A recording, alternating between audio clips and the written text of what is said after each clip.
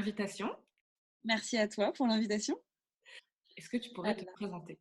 bien sûr, je m'appelle Kenza, du coup, Saadoun El Glaoui, j'ai 34 ans depuis quelques jours.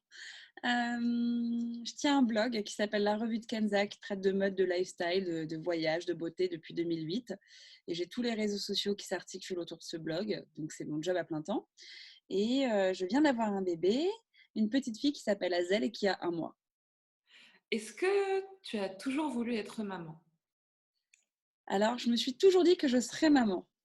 Tu vois, parce que je fais partie d'une famille nombreuse, on est pas mal de frères et sœurs et on a toujours été une tribu. Donc, pour moi, c'était inimaginable de ne pas être maman. Après, j'étais pas spécialement pressée d'être maman. Tu vois, j'ai eu ma fille à 33 ans. Il y a 1 mois, bon, j'avais 33 ans. Mmh. Voilà. Mais est-ce que, tu sentais que le moment était arrivé ou, c'était vraiment une surprise? Enfin, comment est-ce que tu as entrepris ce chemin vers la maternité? En fait, je suis avec mon chéri depuis 6 ans maintenant. Donc, c'est vrai que naturellement, on en parlait de plus en plus. Et on savait que tôt ou tard, ça arriverait parce que tel qu'on était parti dans notre relation, voilà, tout faisait qu'on était fait pour rester ensemble et fonder une famille. Euh, Après, je ne sais pas comment t'expliquer. Je me suis jamais mis de deadline pour avoir un enfant, en fait. J'ai jamais été pressée par un âge ou quoi au caisse. Je savais que je voulais pas avoir un enfant trop tard, parce que je me disais, bon, trop tard, sachant que j'en veux plusieurs, ça peut être plus compliqué. Mais j'en voulais pas trop tôt non plus, parce que j'ai une carrière qui me prend pas mal de temps et qui me passionne en plus. Tu vois, j'adore ce que je fais, je voyage beaucoup et j'ai des journées qui sont ultra dynamiques et pour moi, dans mon imaginaire, il fallait que je sois bien en place dans ma vie perso et bien avec moi-même et dans ma vie professionnelle et que j'ai fait le maximum de choses avec mon chéri avant d'entamer le processus. Et, euh, et en fait, ce moment est arrivé plus ou moins naturellement. J'ai perdu ma mère du coup l'année dernière au mois de mai et on en a parlé concrètement l'été qui s'en est suivi. Et on a mis ça en route et quelques mois après, du coup, je suis tombée enceinte et honnêtement, je pensais pas que ça allait aller aussi vite. Ah oui, tu Non. pensais que ça allait prendre du temps? Bah, tu sais, tu entends tellement d'histoires que tu sais jamais vraiment quel va être ton cas quand tu n'es jamais tombée enceinte. Et enfin, tu vois, tu sais pas en fait ce qui va se passer pour toi. Donc tu te dis, bon, on démarre, on verra bien. Et puis, enfin, moi, mon gynécologue me disait, bon, tu as plus de 30 ans, tu mettras peut-être un an. Enfin, sans pression, tu vois, mais voilà, je savais que effectivement, j'avais pas 20 ans, pas 25, j'avais 30 ans passés. Et en fait, ça arrivait plutôt vite. Peut-être aussi parce que j'étais sereine et que je me suis pas trop mise la pression. Je sais pas. Bah, parfois c'est ça, c'est le fait d'être sereine qui fait qu'on se met pas de Ouais. pression et que ça va plus rapidement ou pas, ça dépend. Et du coup, tu tombes enceinte. Comment est-ce que tu l'apprends? Qu'est-ce que tu ressens? Comment tu l'as compris? C'est très bizarre, mais en fait, quand je suis tombée enceinte, avant même de faire un test de grossesse, enfin, c'est-à-dire que même si je ressentais rien dans mon corps, j'avais des attitudes qui n'étaient pas les miennes. Pour te donner un exemple très précis, moi, je fais beaucoup de sport et je vais quasiment tous les jours à la salle de sport. Et là, en l'occurrence, j'étais en vacances aux États-Unis avec ma famille et je me suis inscrite à une salle de sport, comme à chaque fois que je vais à l'étranger, parce que j'aime bien la salle de sport à côté. Comme ça, j'y vais le matin, tac, ma journée peut démarrer. Et je me suis inscrite à cette salle de sport, mais tous les jours, je me levais et tous les jours, j'avais la flemme d'y aller. Je me disais, mais j'ai pas envie d'aller au sport. Et même ma famille me disait, attends, tu t'es inscrite, tu as payé un abonnement là pour les 2 semaines où on est là et tu vas pas, c'est pourquoi? Et en fait, j'étais enceinte, je le savais pas. Et je pense que, je sais pas, il a dû se passer quelque chose, on a dû m'envoyer l'information de t'es enceinte, calme-toi, ne force pas, t'as le décalage horaire, va pas te buter au sport. Et donc, je ne suis jamais allée au sport. Et en fait, je me suis rendu compte sur place que j'étais enceinte parce que j'avais un retard de règles et j'avais un peu mal à la poitrine et je me sentais fatiguée et je commençais à avoir des doutes. Je me disais, bon, c'est le décalage horaire. Oui, enfin, le décalage horaire, en général, je le vis plutôt bien. Euh, mais j'ai compris. J'ai fait un test et là, j'ai vu que c'était positif. Et quand tu as vu que c'était positif, tu l'as annoncé rapidement à ta famille puisque Ah, tu pas du étais tout, avec non. eux? Ah non, non, non, j'ai rien dit, j'y croyais même pas. Non, non, moi, il a fallu que je fasse 3 autres tests les jours qui ont suivi pour être sûre d'être enceinte, en fait, parce que j'ai un peu la tête dure.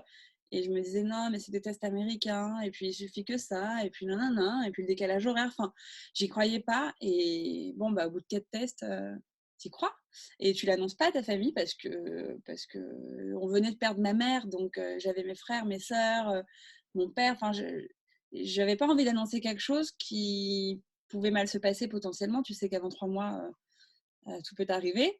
Donc, je voulais rien annoncer tant que c'était pas sûr, quoi. Voilà. Et à quel moment tu l'as annoncé à ta famille alors? Je l'ai annoncé en fait à mon frère Diego, de qui je suis très proche. On a 1 an d'écart et Diego, c'est aussi mon agent. On bosse ensemble. Donc, dans le cadre du boulot et des activités que je pouvais plus faire, comme voyager à outrance et faire du sport pour telle ou telle campagne publicitaire, il a fallu que je lui dise euh, que voilà, j'étais enceinte parce que les 3 premiers mois, bah, je devais faire un peu gaffe. Et ma famille, le reste de ma famille l'ont appris à 3 mois, après l'écho des 3 mois qui nous a confirmé que tout allait bien, quoi. Et j'imagine que tout le monde était, super content? Ouais, tout le monde était content. Ça nous a fait du bien. C'était une bonne nouvelle après Oui. le raz-de-marée lié à ma mère. Ça, ouais, franchement, oui, ça a fait du bien à tout le monde. Mmh. Et tu étais enceinte pendant le confinement. Mhm. Comment tu l'as vécu à ce moment-là, le fait d'être enceinte? Est-ce que tu l'as bien vécu, de rester cocoonée chez toi ou plutôt, compliqué? Euh, En fait, on a été confinés un peu plus de 2 mois, donc le premier mois, ça allait. J'étais très frustrée parce qu'en fait, c'était mon second trimestre et je me sentais en pleine forme et on avait des voyages de dingue qui étaient prévus avec mon chéri, des voyages pour le pro et pour le perso. Et on se disait, bon, bah voilà, c'est notre dernier moment à deux, donc deuxième trimestre, pleine forme, on va faire tout ce qu'on a envie de faire. Donc on avait un magnifique voyage entre la Polynésie, la Nouvelle-Zélande, on devait partir en camping-car et tout, enfin, on devait faire une aventure de dingue. Donc j'étais un peu triste de ça. Après, moi, je pars du principe que rien n'arrive par hasard et que et voilà. En fait, ça m'est arrivé, donc je me suis dit, ok, je vais pas grogner, ça sert à rien. De toute façon, on est coincés, on est tous pareils. Mais du coup, j'ai bien vécu le premier mois. J'avais très peur de m'ennuyer, moi qui suis hyper active, vraiment. Mais je pense que le fait d'avoir été enceinte m'a beaucoup posée.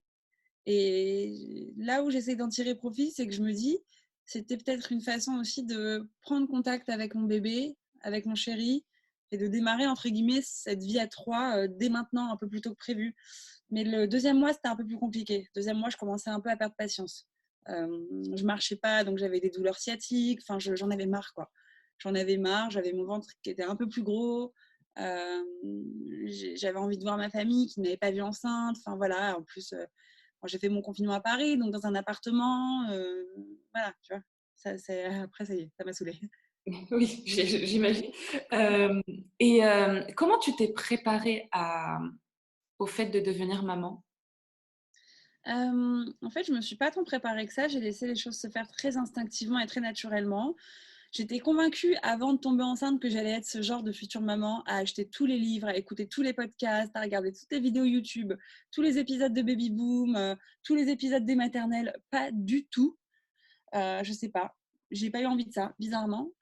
Je me suis même pas préparée, quoi, parce qu'en fait, normalement, enfin après, je sais pas, chacun fait comme il veut, mais moi, si ma mère avait été en vie, je me serais tournée vers elle pour poser des questions. Elle n'était pas là et j'ai pas eu envie de m'adresser à d'autres personnes. Oui, j'ai posé des questions à quelques-unes de mes amies, mais honnêtement, je me suis beaucoup écoutée et voilà. Et j'étais pas très stressée. En fait, tu as compté sur ton instinct, en fait. C'est ça? Ouais, ouais, très vite, oui. J'ai eu pas mal d'appréhension le premier trimestre, les 3 premiers mois. En fait, tu sais, c'est bizarre de ne pas avoir son ventre. Moi, j'ai eu du ventre à partir de 5 mois.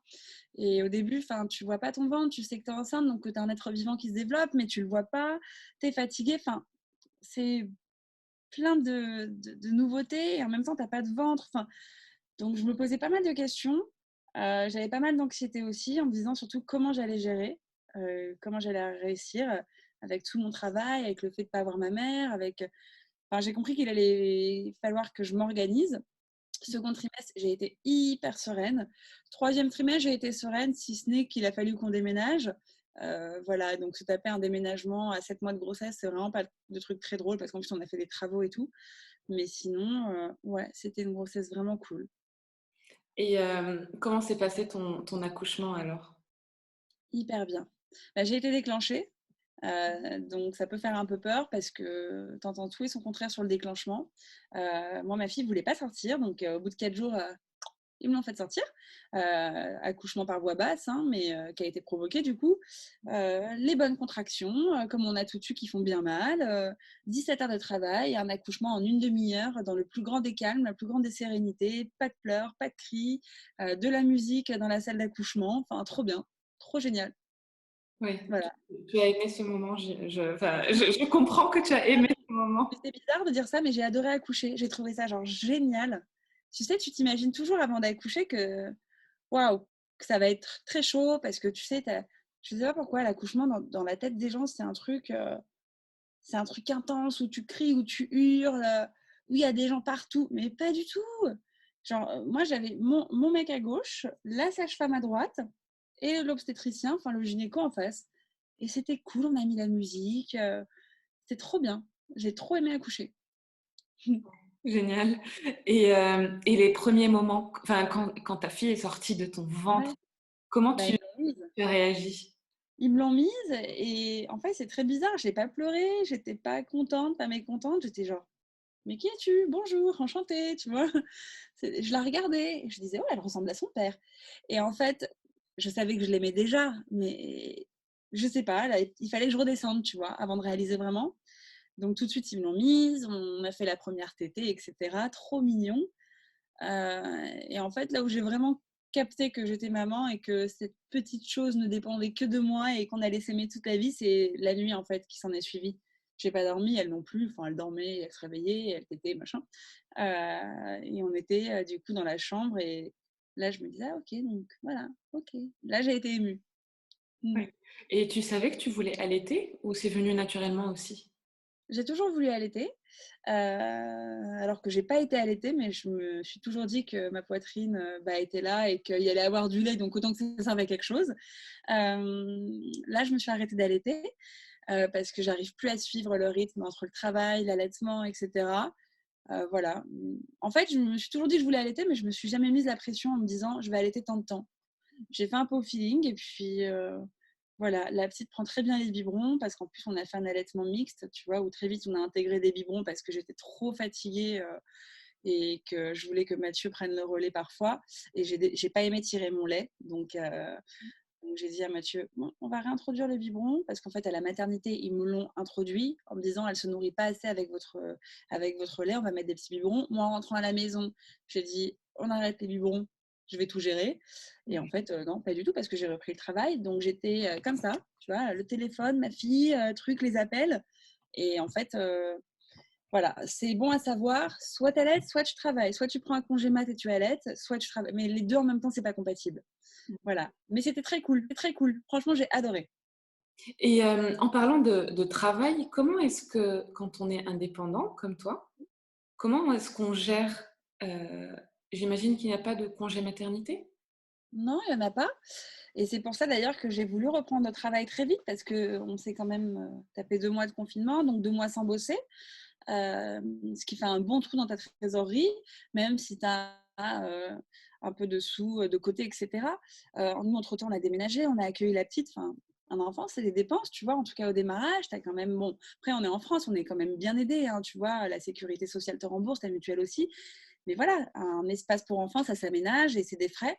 Donc, moi, j'ai pas mal de travail qui est tombé cet été et que j'ai accepté en fait pour la rentrée. Et la question, elle se posait même pas. Voilà, elle se posait même pas. Je me suis dit, on sort de 2 mois de confinement. Ça a été pénible pour Mathieu, pour moi. On déménage. On a eu des frais avec les travaux, des frais avec la petite. Euh, donc, on prend ce qu'on nous donne. J'ai pas tout accepté parce que j'aurais pas pu avoir le même rythme. C'est impossible. Et puis, de toute façon, je voulais passer du temps avec ma fille. Mais je me suis aperçue aussi de toute façon que j'étais un peu accro à mon travail. J'aime vraiment travailler, j'aime vraiment ce que je fais. Et même si j'adore passer du temps avec ma fille et que toute la journée je suis à la maison, donc voilà, là je suis là, je travaille, mais si je veux la voir, elle est à côté, elle est avec son papa, il n'y a pas de souci. On alterne et voilà, je suis très contente d'avoir repris le travail et je me sens hyper accomplie comme ça en fait. Oui, c'est aussi, un ressenti, Mhm. parfois. Il C'est faut un faire ce qu'on a besoin, envie de un faire, hein. ressenti, et ça ne veut absolument pas dire qu'on n'aime pas son enfant ou qu'on ne veut pas rester avec lui. C'est Non. simplement, Et puis heu, moi, Moi, c'est le modèle que j'ai eu aussi. Bien pour pouvoir être bien avec son enfant, ne pas se sentir frustré. Ah, je suis d'accord. Ouais, ouais. C'est important de bien se connaître, de savoir ce dont on a besoin pour être bien avec les autres. Exactement. Et comme je te le disais, moi, c'est vraiment un modèle que... moi c'est mon modèle. Enfin, ma mère a été comme ça. J'ai une mère qui avait 2 sociétés et 3 enfants et qui était mère célibataire, tu vois. Donc, tu reproduis un peu naturellement le schéma de ce que tu as connu, quoi. Mm. Bon, j'espère ne pas être mère célibataire. En parlant de ta maman, Mhm. comment est-ce que tu as vécu tes premiers pas de maman sans ta maman? Bah écoute, très bien. J'avais beaucoup d'appréhension. Ça a été très dur à des moments pendant ma grossesse où je me suis dit, oh là là, comment je vais faire? Je paniquais, elle me manquait, je ne savais pas ce que je devais faire ou pas faire. Et en fait, une fois la petite avec moi, mais c'est fou à quel point en fait toutes les barrières tombent et à quel point tu déculpabilises et à quel point tu te rends compte que tu es capable de. En fait, on est capable, vraiment.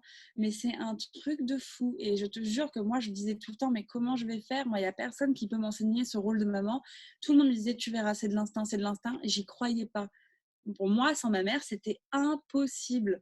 Et en fait, si. C'est-à-dire que même la première nuit à la maternité où j'étais avec la petite, c'était en période de Covid en plus, c'était là il y a un mois. Donc, ils ne te la prennent pas pour dormir ou quoi aux caisses, alors que je venais de me taper 17 heures de travail, je n'avais pas dormi depuis des heures et des heures. Et en fait, mes gestes, tout est arrivé très naturellement. Et même le retour de la maternité, c'était le bonheur, quoi. Tout le monde m'a dit, bon, là, par contre, ça risque d'être dur, hein, le retour de la maternité.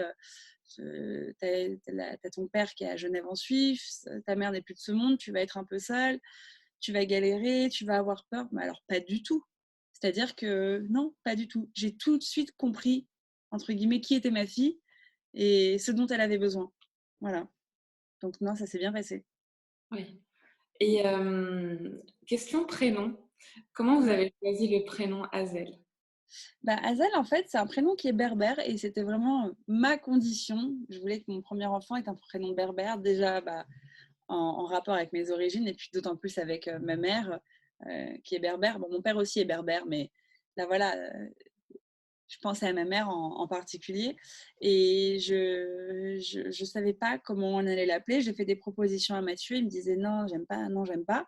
Et au bout d'un moment, j'ai dit, tu sais quoi, tu cherches et tu me trouves le prénom. Parce que tu dis non à tout, tu me trouves le prénom.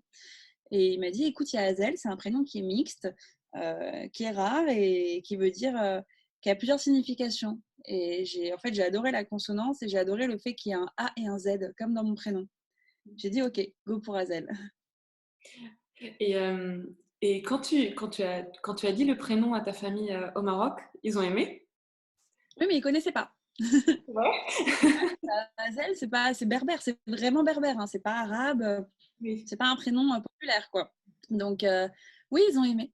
Tout le monde m'a dit que c'était magnifique. Donc, ouais. Et si je comprends bien aujourd'hui, tu vis très bien ton postpartum. J'ai vraiment l'impression d'avoir une maman épanouie dans son rôle de maman et dans son travail. Et ça, c'est quelque chose d'assez rare. J'aimerais le souligner. Mhm. Et j'aimerais aussi dire que ça donne beaucoup d'espoir. Et je Ouais. suis sûre que ça donnera beaucoup d'espoir à beaucoup de mamans. Ah bah tant mieux. On peut être accompli personnellement d'un point de vue pro, en tant que femme, mais aussi d'un point de vue maman, sans se sentir coupable de faire quelque chose de mal. Est-ce que tu Ouais. voudrais juste en reparler Ouais, bien sûr. Bah, en fait, il faut savoir qu'il y a eu des moments qui ont été un peu durs quand je suis rentrée de la maternité parce que tu as mal dans ton corps. Tu vois, tu viens d'accoucher et tu te rends pas. En fait, moi, je n'avais pas conscience de la fatigue que c'était. Et je ne suis pas de nature douillette et je ne suis pas de nature à me laisser faire, entre guillemets. Vraiment, je suis assez combative, tu vois. Ça paraît prétentieux, mais mes émotions, enfin, quand elles sont négatives, très vite, j'arrive à les balayer et là, non, en fait, c'était pas des émotions négatives, c'était vraiment un épuisement. Un épuisement, tu sais comment c'est, on va se dire les choses sans tabou. Tu saignes beaucoup. Tu as des nanas qui ont des épisiots, j'en ai pas eu, heureusement. Et puis même, moi, j'avais mal dans mon dos, j'avais mal dans mes côtes, et j'avais mon ventre, et la petite toute la journée qui me tétait, et j'avais des crevasses. Enfin, waouh, c'était un peu violent, quoi. Mais donc, il y a des moments où j'étais épuisée au point d'en pleurer, de dire en fait à Mathieu, et c'est là où j'ai eu de la chance, c'est que j'ai eu un mec, enfin, j'ai un mec qui est hyper compréhensif. Et avec qui on se partage vraiment toutes les tâches. C'est-à-dire que, voilà, il y a pas de «tu es la mère, je suis le père», on est à égalité vraiment. Et à des moments où je lui disais: «J'ai mal, prends-la, s'il te plaît», j'arrive même pas à la porter, j'arrive même pas à me pencher tellement j'ai mal au dos et j'ai mal au ventre et OK. Et en fait, Mathieu comprenait pas ce que c'était que sortir de la maternité et il a fallu que je lui explique. Bah, il l'a bien vu, hein. Mais très vite, en fait, je me suis organisée aussi. Très vite, je me suis organisée. On s'est relayé dès le départ, en fait. On a dit: «OK, aujourd'hui, c'est toi. Demain, ce sera moi. Cette nuit, c'est toi. Demain, c'est moi». Enfin, on s'est organisé vraiment. Et au bout de 2 semaines, donc là, Azel a 1 mois, on a fait venir une puéricultrice de nuit. Je ne sais pas si tu connais? Oui, oui. Ouais. Et ça nous a beaucoup aidé parce qu'en fait, tu vois, là, bon, j'ai un gros projet qui arrive en février.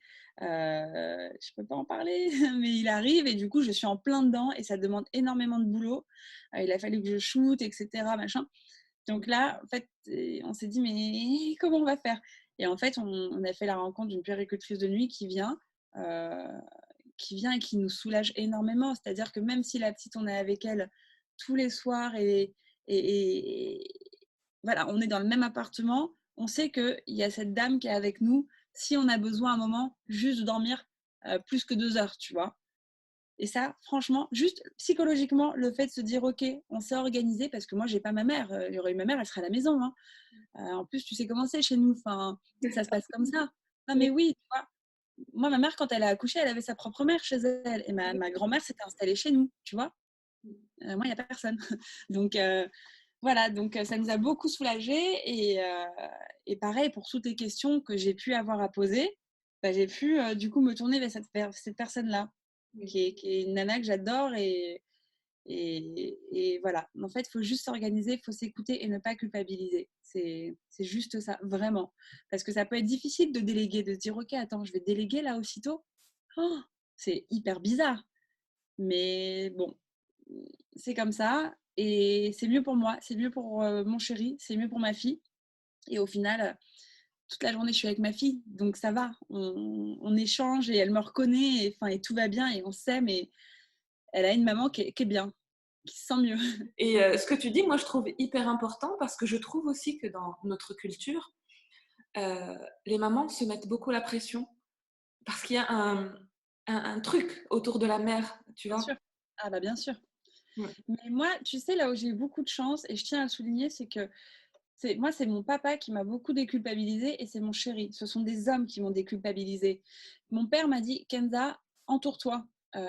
Tu craques là, tu vas pas y arriver, tu vas pas y arriver. Tu veux allaiter, tu veux travailler, tu veux être là toutes les nuits, tu veux te réveiller. Enfin, j'étais stressée, vraiment. J'étais aussi sereine que stressée, c'est-à-dire que j'avais l'impression que vraiment on avait une connexion qui était telle qu'elle ne pouvait que me comprendre et je ne pouvais que la prendre.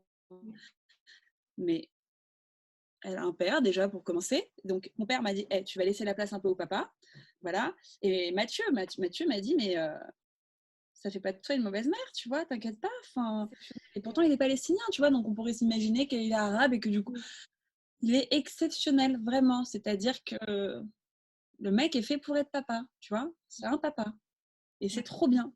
Et ça tu peux pas savoir tant que t'as pas accouché, tu vois, tu ne le sais pas. Oui, oui, oui, oui, c'est aussi la découverte. Ah oui, je me mettais la pression. Moi, c'est mon père et Mathieu. Mathieu, quand j'ai voulu arrêter l'allaitement, je me souviens, je la tenais et je pleurais. Je disais à Mathieu, mais si j'arrête, on n'aura peut-être plus le même lien et peut-être que c'est pas bon pour elle, machin. Et il me disait, mais Kenza, regarde-toi. Il disait, là, t'es en train de lui envoyer des mauvaises énergies, retire-la de ton sein, donne-lui un biberon. J'étais là, oh non. Et en fait, si, tu vois, mais il m'a tellement genre détendu. Il m'a dit, mais regarde-toi, t'es en train de pleurer. Ça sert à quoi? T'es en train de lui faire du mal plus qu'autre chose là. Donc t'arrêtes de l'allaiter. Et j'ai arrêté très progressivement. Je suis passée à de moins en moins de tétés. Voilà, maintenant ça va. Bon, voilà. Tu vois. Ah oui, Et en fait, là, ça fait. Je me sens vraiment bien depuis une semaine en fait. Je me sens vraiment bien depuis une semaine. Parce que, parce que ouais, en fait, là au moment où je te parle, tu vois, c'est notre moment à nous. La petite, elle est là-bas, elle est avec son père. J'ai pas besoin d'y aller. Tu vois, il faut juste faire confiance et déléguer sans culpabiliser. Et c'est ce que j'ai réussi à faire, mais grâce, on va dire, au soutien de mon père et de mon chéri qui m'ont dit, attends, ça va, t'inquiète pas, hein, ta fille, elle va survivre, tout va bien. Mais c'est ça, tout va bien. Et Ouais. quand on comprend ça, on prend beaucoup de recul par rapport à ce qu'on vit de... Très vite, tu peux culpabiliser en regardant telle ou telle maman sur les réseaux sociaux. Tu te dis, mais attends, comment elle fait ça, ça, ça. Et en Oui. fait, tout est lié à de l'organisation et il faut s'écouter, quoi. Oui. En fait, t'as tout dit. Quand tu es bien avec toi-même, tu es bien avec les autres et ton bébé, c'est une éponge. Il ressent tout. Il Absolument. ressent tout. Et aujourd'hui, on a un bébé qui est tellement cool, qui est tellement serein, qui dort bien, qui est gentil, qui est doux. Je ne dis pas que c'est grâce à nous, c'est son caractère. Hein. Ils naissent avec leur caractère. Mais je pense que ça joue aussi, le fait d'avoir des parents, tu vois, ouais, ouais. Puis tu sais quoi, on est les parents, on est les mères. Et il n'y a que nous qui savons vraiment ce dont notre enfant a besoin. C'est tout. Et le jour où je sens que ma fille, elle a plus besoin de moi, je ferai ce qu'il faut pour être encore plus avec elle. Mais en attendant, bah voilà, moi personnellement, et c'est pas de l'égoïsme, j'ai besoin de continuer à m'épanouir en tant que femme et dans ma vie pro et dans ma vie perso. Elle est là, ma vie a radicalement changé parce que ma perception des choses a radicalement changé, mais la personne que je suis ne va pas radicalement changer.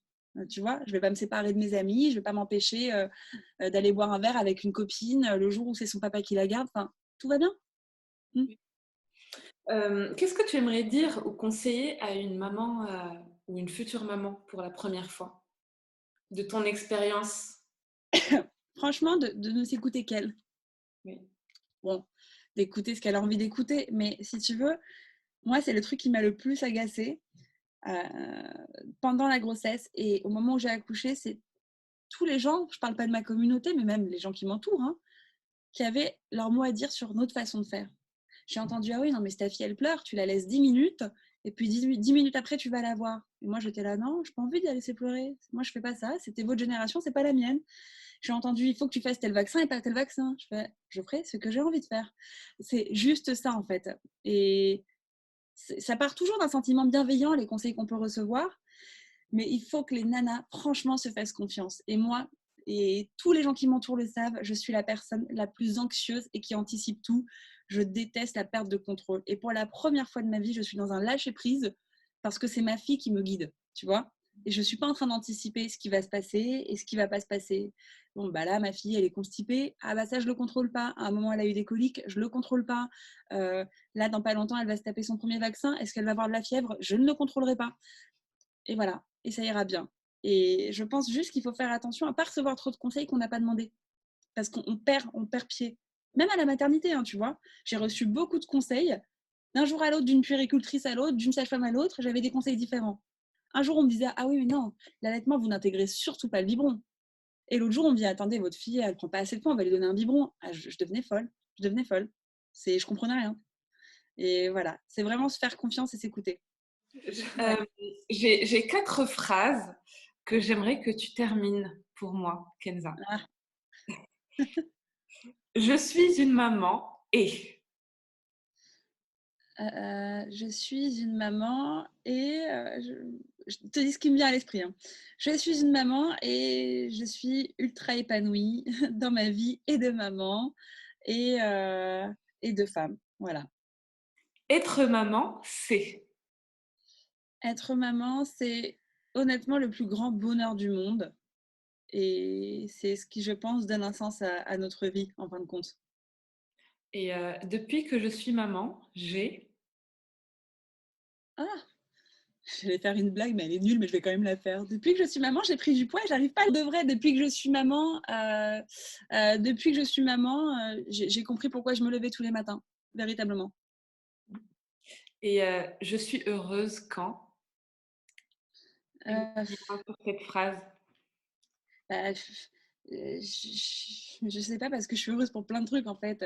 Mais là, le premier truc qui me vient, c'est je suis heureuse quand après une journée de travail, je rentre à la maison et que je retrouve mon bébé et voilà, et même si elle m'a manqué toute la journée et que j'ai pensé à elle et que j'ai appelé 10 fois mon mec pour savoir comment elle allait, bah voilà, je suis heureuse quand j'entre à la maison et que je la retrouve. Merci beaucoup, Kenza.